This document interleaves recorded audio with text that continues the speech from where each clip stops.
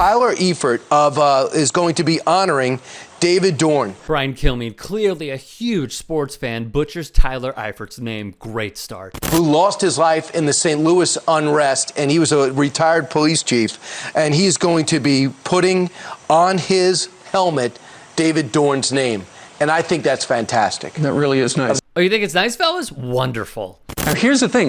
If his name is familiar, it's because just a couple of years ago, he explained why he, unlike a number of other players in the NFL, would stand for the national anthem. Not a surprising stance from Eifert. 49ers quarterback knelt instead of standing during the national anthem. Ultimately, it's to bring awareness and make people realize what's really going on in this country. One specifically is police brutality. Men and women that have been in the military have come back and been treated unjustly by the country they fought for. That's not right.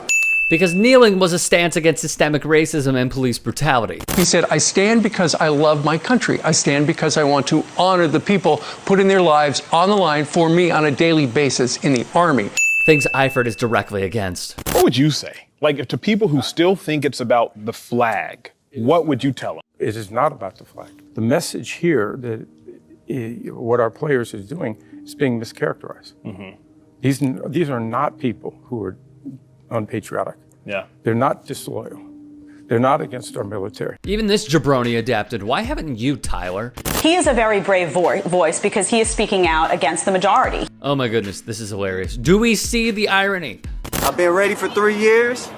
I've been denied for 3 years. One was a brave voice speaking out against not just the majority, but literally everyone in an entire sports league. Tyler Eifert saying he'll stand. Wow, so brave, bro. I don't think it should not be that controversy when you try to honor a policeman. Boy, the level of stupidity with this channel was unparalleled. Let's break down with Brian Kilmeade and his fellow cronies why they're wrong. Via the great researcher resist programming, the NFL's whole initiative of the decals were to honor victims of systemic racism.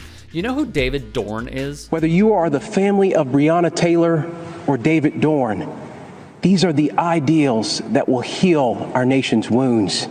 This corrupt Attorney General Daniel Cameron invoked his name, the same man who won't bring charges against the 4 officers who executed Breonna Taylor.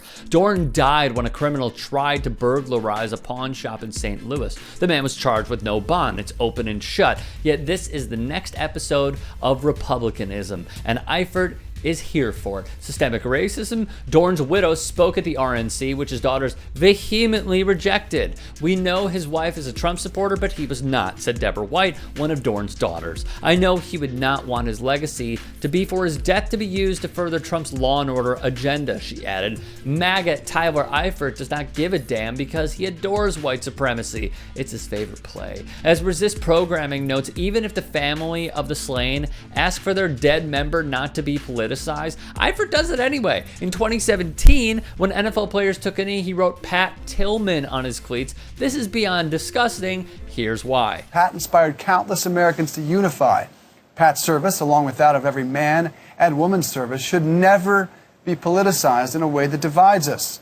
We are too great of a country for that. That's Pat's widow, Marie. Eifert gave her the middle finger. In a conversation about Tyler Eifert's David Dorn helmet decal, Eifert liked a tweet calling other NFL players activists for criminals. So Eifert believes the other names the NFL supplied for helmets are criminals, wrote Resist Programming. Fair question. Eifert also liked tweets showing people with disabilities standing for the anthem. These kind of anti-black tweets are meant as a rebuke of black athletes kneeling to protest systemic racism.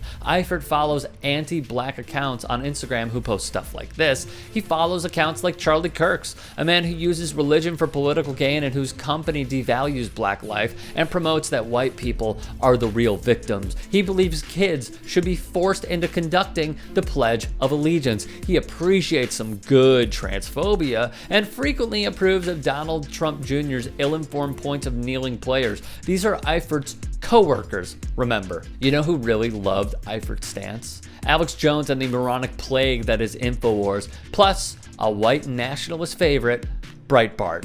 Where's the apology? Eifert has gone silent. I call on local media. Ask him about this. Get the full story. The disrespect of his non-white teammates and everyone fighting for inequality in this country deserve a damn answer.